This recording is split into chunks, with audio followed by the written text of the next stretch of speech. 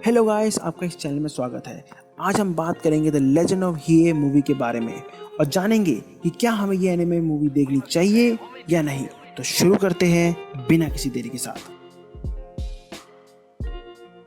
The legend of हिये एक drama plus fantasy type की चाइनीज एनिमेटेड मूवी है जिसे जैंग पिंग के द्वारा डायरेक्ट किया गया है। इस एनिमे की कहानी की शुरुआत होती है हिये नामक कैरेक्टर से, जो अपने घर में आराम कर रहा था, लेकिन तभी उसके इलाके में ह्यूमंस पहुंच जाते हैं और उसके इलाके को पूरी तरह से डिमोलिश कर देते हैं। जिसके बाद ह्यूमंस उस जगह पर ह्यूमन इंफ्रास्ट्रक्चर क्रिएट करना शुरू कर देते हैं, जिससे हिये को काफी परेशानी होती है और वो उसके खिलाफ हैवी प्रोटेस्ट भी करता है, लेकिन उस समय वो उस जगह पर हार जाता है। जिसके बाद हिये मजबूरी में ह्यूमन सिविलाइजेशन के बीच में रहना शुरू कर देता है, मगर उसके दिल में जो उस पर्टिकुलर इंसिडेंट के कारण जो जख्म बने थे वो अभी तक भरे नहीं थे, जिसकी वजह से वो ह्यूमंस को पूरी तरह से माफ भी नहीं कर पा रहा था। लेकिन हिये को तो सर्वाइव करना था, इसलिए वो उस करंट सिचुएशन के हिसाब से अपने आप को ढाल लेता है और उस पर्टिकुलर सिचुएशन के हिसाब से अपना जीवन व्यतीत करना शुरू कर देता है। लेकिन एक दिन हिये और ह्यूमंस के बीच में जो टकराव है वो अपने चरम सीमा पर पहुंच जाता है, जिसकी वजह से वो दोनों लड़ाई के अंतिम स्तर पर पहुंच जाते हैं। लेकिन तभी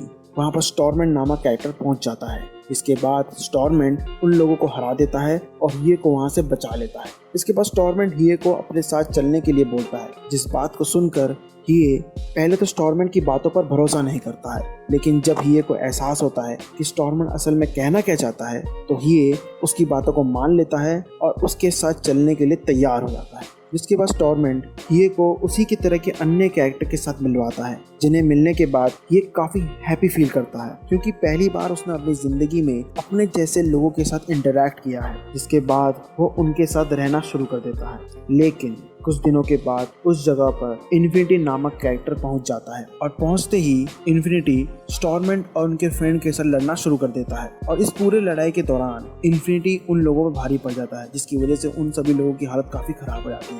लेकिन इस पूरे टकराव को हिये भी देख रहा था और वो ये तय करता है कि वो भी इस लड़ाई में शामिल हो जाए। लेकिन जैसे ही वो इस लड़ाई में शामिल होता है, इन्फिनिटी इंस्टेंटली उसे हरा देता है। इसी बीच स्टॉर्मेंट और उसके फ्रेंड्स को इस बात का एहसास हो जाता है कि वो इस लड़ाई को जीत नहीं सकते हैं। इसके बाद वो लोग मजबूरी में हिये को वहां पर छोड़कर वहां से भाग जाते हैं। इसके कुछ समय बाद इन्फिनिटी और हिये को इस बात का एहसास होता है कि वो दोनों ही उस जगह पर फंस चुके हैं। जिसके बाद वो दोनों उस जगह से निकलने की कोशिश करते हैं, लेकिन वो लोग निकल नहीं पाते। इसी बीच इन्फिनिटी को हिये कैरेक्टर की एबिलिटीज और क्लास के बारे में पता चलता है, जिसके बाद वो तय करता है कि वो हिये को गिल्ड नामक प्लेस लेकर जाएगा, जिससे हिये अपने एबिलिटीज और स्प्लिट ह्यूमन इकोसिस्टम के बारे में कुछ जान पाए। और यहीं से इस एनिमे की कहानी की शुरुआत होती है। हिये नामक कैरेक्टर इस एनिमे का मेन प्रोटैगनिस्ट है, जिसकी वजह से एनिमे का जो इतर भाग है वो इसी कैरेक्टर के चारों ओर घूमता रहता है। अगर हम इस कैरेक्टर के अपीयरेंस के बारे में बात करें तो ये कैरेक्टर कट काठी के मामले में 8 ईयर ओल्ड बॉय की तरह है। इसके साथ इस कैरेक्टर का जो फिजिकल स्ट्रक्चर है वो भी 8 ईयर ओल्ड बॉय की तरह ही है और इस कैरेक्टर का जो फेशियल स्ट्रक्चर है वो रेक्टेंगुलर शेप का है। इसके अलावा इस कैरेक्टर का जो बालों कलर है वो ब्लैक है और इस कैरेक्टर को मोगली कैरेक्टर की तरह अपने बालों को हेयर स्टाइल लगना काफी पसंद है। अगर हम इस कैरेक्टर के पर्सनैलिटी के बारे में बात करें तो ये कैरेक्टर काइंड, फनी और केयरिंग टाइप का पर्सन है और कहानी के मेजर पार्ट में इस कैरेक्टर ने चाइल्डिश बिहेवियर रिप्रेजेंट किया है, जिसकी वजह से हम कह सकते हैं कि ये कैरेक्टर काफी इमेच्योर है अन्य कैरेक्टर्स की तुलना में। अब बात करते हैं इस एनिमे में इस कैरेक्टर को किस तरह से प्रेजेंट किया गया है। एनिमे में इस कैरेक्टर को जिस तरह से प्रेजेंट किया गया है उसका मुख्य उद्देश्य ऐसे पर्सनैलिटी वाले लोगों की तरफ हमारा ध्यान आकर्षित करना है जो अपने जीवन को काफी सिंपलेस्ट तरीके से जीना पसंद करते हैं, जिसकी वजह से जब समाज में किसी प्रकार का परिवर्तन होता है या आता है तो इन कैरेक्टर्स को उस परिवर्तन के हिसाब से अपने आप को परिवर्तित करने में काफी परेशानी होती है। इसके अलावा इस टाइप के कैरेक्टर्स अन्य लोगों की बातों पर बहुत जल्दी भरोसा कर लेते हैं, जिसकी वजह से इस टाइप के कैरेक्टर्स को कभी कभी मुश्किलों का सामना भी करना पड़ता है। मास्टर इन्फिनिटी इस एनिमे का one of the main protagonist है, जिसकी वजह से एनिमे का जो इतर भाग है वो इसी कैरेक्टर के चारों ओर घूमता रहता है। अगर हम इस कैरेक्टर के अपीयरेंस के बारे में बात करें तो ये कैरेक्टर कट काठी के मामले में 30 ईयर ओल्ड जेंटलमैन की तरह है। इसके साथ इस कैरेक्टर का जो फिजिकल स्ट्रक्चर है वो भी 30 ईयर ओल्ड जेंटलमैन की तरह ही है और इस कैरेक्टर का जो फेशियल स्ट्रक्चर है वो ओवल शेप का है। इसके अलावा इस कैरेक्टर का जो बालों कलर है वो मेटा ब्लू है और इस कैरेक्टर को लॉन्ग हेयर वाला हेयर स्टाइल रखना पसंद है। अगर हम इस कैरेक्टर के पर्सनैलिटी के बारे में बात करें तो ये character kind, less spoken, caring और काम टाइप का पर्सन है। अब बात करते हैं इस एनिमे में इस कैरेक्टर को किस तरह से प्रेजेंट किया गया है। एनिमे में जिस तरह से इस कैरेक्टर को प्रेजेंट किया गया है उसका मुख्य उद्देश्य ऐसे पर्सनैलिटी वाले लोगों की तरफ हमारा ध्यान आकर्षित करना है जो समाज में हो रहे विभिन्न प्रकार की गतिविधियों के कारण जो परिवर्तन होते हैं उनके हिसाब से अपने आप को इजीली ढाल लेते हैं या उन परिवर्तनों के हिसाब से अपने चरित्र को एडजस्ट कर लेते हैं, जिसकी वजह से इस टाइप के जो कैरेक्टर्स होते हैं वो किसी भी सोसाइटी में इजीली तौर पर रह सकते हैं। इसके अलावा इस टाइप के जो कैरेक्टर्स होते हैं उनको टीचर जैसे रोल निभाना काफी पसंद है, जो कि आपको इस कैरेक्टर के साथ भी देखने को मिल जाएगा। स्टॉर्मेंट इस एनिमे का मेन एंटागनिस्ट है, जिसकी वजह से इस एनिमे का जो तरभाग है वो इसी कैरेक्टर के चारों ओर घूमता रहता है। अगर हम इस कैरेक्टर के अपीयरेंस के बारे में बात करें तो कैरेक्टर कटकाठी के मामले में इन्फिनिटी कैरेक्टर की जितना लंबा है, इसके साथ इस कैरेक्टर का जो फिजिकल स्ट्रक्चर है वो भी 25 ईयर ओल्ड मैन की तरह है और इस कैरेक्टर का जो फेशियल स्ट्रक्चर है वो ट्रायंगुलर शेप का है। इसके अलावा इस कैरेक्टर का जो बालों का कलर है वो पर्पल है और इस कैरेक्टर को लॉन्ग हेयर वाला हेयर स्टाइल रखना पसंद है। अगर हम इस कैरेक्टर के पर्सनैलिटी के बारे में बात करें तो ये कैरेक्टर काइंड, केयरिंग, साइलेंट, काम और शॉर्ट टेम्पर टाइप का पर्सन है। इसके साथ ये कैरेक्टर अपने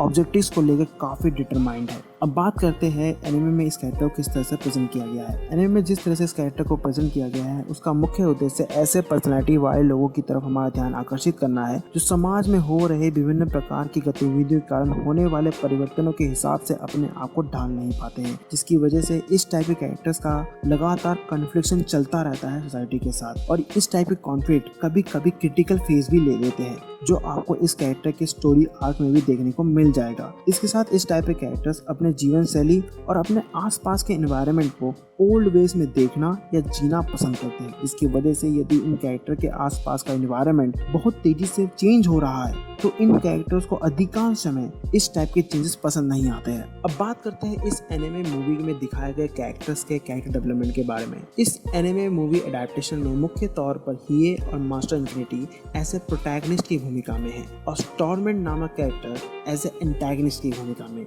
इसके अलावा ये जो दोनों कैरेक्टर्स है वो इस एनिमे में एज ए प्राइमरी और मेन कैरेक्टर भी है, जिनको इस एनिमे मूवी एडेप्टेशन में बहुत ही अच्छी तरह से डेवलप किया है, जिसकी वजह से इन कैरेक्टर्स को proper screen time, proper exposure और प्रॉपर कैरेक्टर आर्क मिले हैं और इन सभी फैक्टर्स के कारण इन कैरेक्टर्स का जो कैरेक्टर डेवलपमेंट है वो इस एनिमे में काफ़ी अच्छा है। इसके अलावा इस एनिमे में जितने भी सेकेंडरी या एक्स्ट्रा कैरेक्टर्स है, for example void, bamboo, sky tiger या मिस्टर मीन, उन सभी को इस एनिमे में एज ए एक्सटर्नल कंपोनेंट के तौर पर यूज़ किया गया है, फॉर एग्जांपल फाइटिंग सीक्वेंस के दौरान या छोटे मोटे स्टोरी आर्क को समझाने के लिए, जिसकी वजह से हम इन कैरेक्टर्स के बारे में बहुत ही कम जान पाते हैं, जो कि मेरे हिसाब से इस एनिमे का एक ड्रॉबैक है।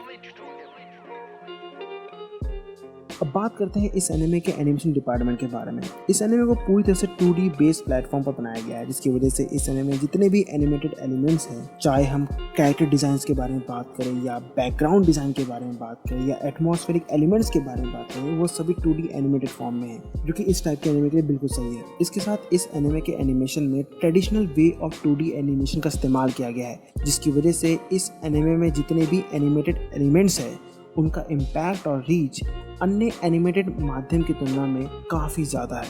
और मैं ऐसा इसलिए कह रहा हूँ क्योंकि 2D एनिमेशन में कुछ ऐसी खासियतें हैं जो आपको 3D एनिमेशन में बिल्कुल भी नहीं मिलेगी, चाहे आपका बजट कितना भी ज़्यादा क्यों ना हो। इसके अलावा अगर हम इस एनिमे के कैरेक्टर डिज़ाइंस को देखें तो बहुत सिंपल है, और मैं ऐसा इसलिए कह रहा हूँ क्योंकि इस एनिमे में जितने भी कैरेक्टर्स का इस्तेमाल किया गया है वो चाइनीज़ कल्चर पर बेस्ड है, और जब भी हमने इन कैरेक्टर्स का रिप्रेजेंटेशन देखा है डिफरेंट मीडियम्स में, तो इन कैरेक्टर्स को उन मीडियम्स में बहुत ही कॉम्प्लेक्स वे में प्रेजेंट किया गया है, इसकी वजह से इस टाइप के जो कैरेक्टर्स है वो आउटसाइड ऑफ चाइनीज रीजन बहुत ही कम फेमस है। और इससे ही बड़ी बात यह है कि इन सभी कैरेक्टर्स को एनिमेटेड फॉर्म में रिप्रेजेंट करना एक काफी कॉम्प्लेक्स काम है, जिसकी वजह से हम इन कैरेक्टर्स का रिप्रेजेंटेशन अन्य प्लेटफॉर्म से बहुत ही कम देख पाते हैं। लेकिन जिस तरह से इन कैरेक्टर्स को इस एनिमे में प्रेजेंट किया गया है, या जिस सिंपलेस्ट वे में इस एनिमे में प्रेजेंट किया गया है, वो आपको इन कैरेक्टर्स के बारे में और जानने के लिए प्रोत्साहित करेगा। इसके साथ इस एनिमे के एक्शन सीक्वेंस के दौरान जिस तरह का एनिमेशन का इस्तेमाल किया गया है, या अन्य एलिमेंट्स के मूवमेंट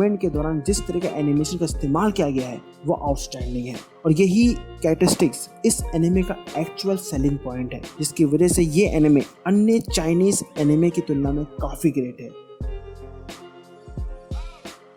इस एनिमे की स्टोरी को एक फैंटेसी वर्ल्ड में एस्टैब्लिश किया गया है और ये वर्ल्ड एटमॉस्फेरिक और जियोग्राफिक मेजरमेंट के मामले में हमारे वर्ल्ड की तरह ही है। और मैं ऐसा इसलिए कह रहा हूँ क्योंकि जिस तरह से इस वर्ल्ड को हमारे सामने प्रेजेंट किया गया है वो हमें फैंटेसी वर्ल्ड कम रियलिस्टिक वर्ल्ड ज्यादा लगता है, जो कि एक अलग ही टाइप का एक्सपीरियंस है। इसके साथ इस वर्ल्ड में दो टाइप के प्रजाति रहते हैं, जिसमें से एक है ह्यूमन सिविलाइजेशन और दूसरा है स्पिरिट, जिसमें ह्यूमंस जो है उनका जो रहन सहन है, उनका जो खान पान है वो हमारे सिविलाइजेशन की तरह ही है, डिट्टो का डिट्टो से।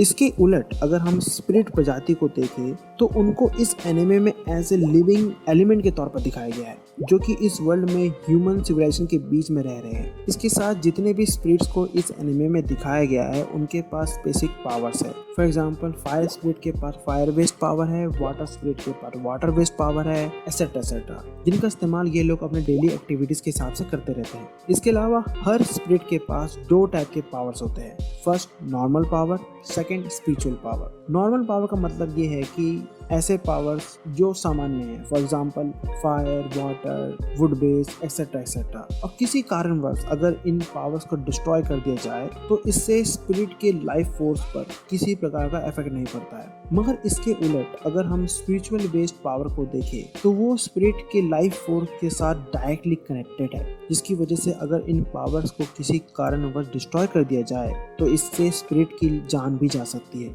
इसके अलावा अगर हम स्पिरिचुअल बेस्ड पावर को इस एनिमे में देखें तो वो है zone, snatch, teleportation, gravitation effect, blood control, electricity control, etcetera. इसके साथ कुछ ऐसे स्पिरिट्स भी होते हैं जिनके पास दो स्पिरिचुअल बेस्ड पावर है, जिसका मतलब ये है कि ये स्पिरिट्स अन्य स्पिरिट की तुलना में कई ज्यादा पावरफुल है। फॉर एग्जाम्पल ये और मास्टर मिस्टीरिया। इसके अलावा इस वर्ल्ड में कुछ ऐसे कैरेक्टर्स भी हैं जो ना तो पूरी तरह से स्पिरिट है और ना ही पूरी तरह से ह्यूमन। और मैं ऐसा इसलिए कह रहा हूँ क्योंकि इन कैरेक्टर्स ने अपने जीवन की शुरुआत तो ह्यूमन फॉर्म में की, लेकिन डिफरेंट सर्कमस्टेंसेस या डिफरेंट एक्सपेरिमेंट्स के कारण ये कैरेक्टर अब पूरी तरह से स्पिरिट बन चुके हैं। फॉर एग्जाम्पल मास्टर इन्फिनिटी जैसे कैरेक्टर्स।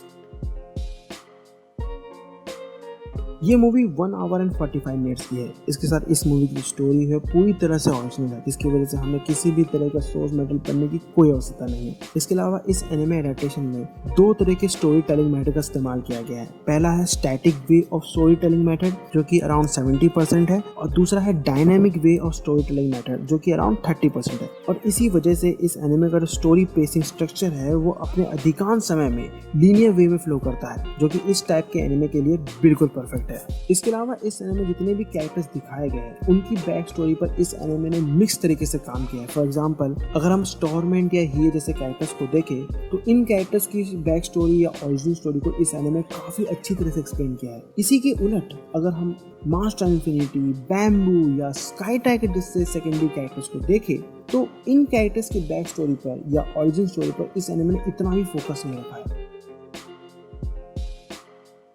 अब बात करते हैं इस एनिमे के म्यूजिक और साउंड ट्रैक डिपार्टमेंट के बारे में। इस एनिमे में कई प्रकार के साउंड ट्रैक का इस्तेमाल किया गया है। हमें इसमें हाई बीट साउंड ट्रैक सुनने को मिल जाएगा, हमें इसमें लो बीट साउंड ट्रैक सुनने को मिल जाएगा, कभी कभी हमें काम और रिलैक्सिंग बेस साउंड ट्रैक भी सुनने को मिल जाएंगे। लेकिन सबसे महत्वपूर्ण बात यह है कि इस एनिमे में जितने भी साउंड ट्रैक का इस्तेमाल किया गया है वो इस एनिमे के सीन्स और मूड के हिसाब से परफेक्टली सिंक्रोनाइज है, जिसकी वजह से इस एनिमे का जो बैकग्राउंड स्कोर है वो काफी अच्छा है। इसके साथ इस एनिमे के साउंड ट्रैक की एक और खासियत ये है कि जब भी हम इस एनिमे के किसी इमोशन बेस्ड सीन्स को देखते हैं तो उस दौरान एनिमे में जिस तरह का साउंड ट्रैक इस्तेमाल किया गया है उस पर्टिकुलर सीन को प्रेजेंट करने के लिए वो उस सीन के मूड को बहुत अच्छी तरह से लिफ्ट करती है, जिसकी वजह से वो जो पर्टिकुलर सीन है उसका इम्पैक्ट हमारे आंखों और दिलों में समा जाता है, जो कि किसी भी एनिमे के साउंड ट्रैक के लिए काफी बड़ा अचीवमेंट है। इस एनिमे को देखने के बाद मैं ये कह सकता हूँ कि इस एनिमे में ऐसी कई सारी खासियतें हैं जिसकी वजह से आपको ये एनिमे देखनी चाहिए। सबसे पहला पॉजिटिव पॉइंट इस एनिमे का ये है कि इस एनिमे में जितने भी कैरेक्टर्स का इस्तेमाल किया गया है उनको इस एनिमे ने बहुत ही सिंपलेस्ट वे में हमारे सामने प्रेजेंट किया है। चाहे हम उनके विजुअल रिप्रेजेंटेशन के बारे में बात करें या कैरेक्टर प्रेजेंटेशन के बारे में, इन सभी कारणों की वजह से ये सभी कैरेक्टर्स एनिमे व्यूअर्स के बीच में अपने आप को इजीली तौर पर एस्टैब्लिश कर पाते हैं। यही अगर हम दूसरे पॉजिटिव पॉइंट के बारे में बात करें तो वो है इस एनिमे के प्राइमरी कैरेक्टर्स के बीच में केमिस्ट्री या रिलेशनशिप एलिमेंट्स, क्योंकि जिस तरह से इस एनिमे ने अपने प्राइमरी कैरेक्टर्स के बीच की केमिस्ट्री या रिलेशनशिप एलिमेंट को एक्सप्लोर किया है वो काफ़ी एक्सक्यूसिट है, जिसकी वजह से इस एनिमे के प्राइमरी कैरेक्टर्स अपने कैरेक्टर आर्क को बहुत ही आउटस्टैंडिंग वे में हमारे सामने प्रेजेंट कर पाते हैं, जो कि किसी भी कैरेक्टर के कैरेक्टर डेवलपमेंट के हिसाब से बहुत बड़ी बात है। तीसरा पॉजिटिव पॉइंट इस एनिमे का एनिमेशन डिपार्टमेंट है, क्योंकि जिस तरह का एनिमेशन इस एनिमे में इस्तेमाल किया गया है वो विजुअली आउटस्टैंडिंग है।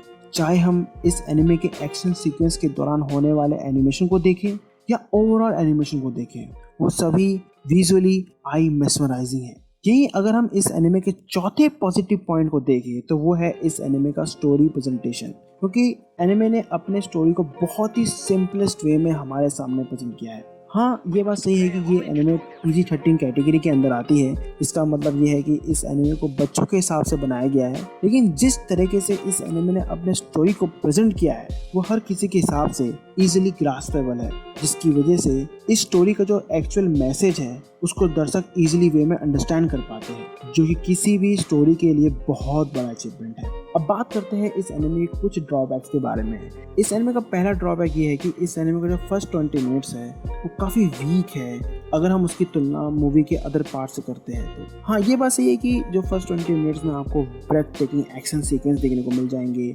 आउटस्टैंडिंग विजुअल्स देखने को मिल जाएंगे, लेकिन अगर हम स्टोरी वाइज देखें तो वो कंपैरेटिवली काफ़ी वीक है। दूसरा ड्रॉबैक इस एनिमे का ये है कि इस एनिमे में जितने भी सेकेंडरी या एक्स्ट्रा कैरेक्टर्स हैं, for example void, sky tiger, bamboo, mister main etcetera etcetera, हम उनके बारे में बहुत ही कम जान पाते हैं, जिसकी वजह से इन कैरेक्टर्स का जो पर्पस है, ये जो मोटिव है, हम उससे रूबरू नहीं हो पाते हैं, जो कि मेरे हिसाब से एक बहुत बड़ा ड्रॉबैक है। अब इतना सब कुछ जानने के बाद आपके दिल में क्वेश्चन उठ रहा होगा कि क्या हमें ये एनिमे देखना चाहिए या नहीं, तो मेरा आंसर है हाँ, आपको ये एनिमे ज़रूर देखना चाहिए, क्योंकि ये one of the best Chinese animated anime है।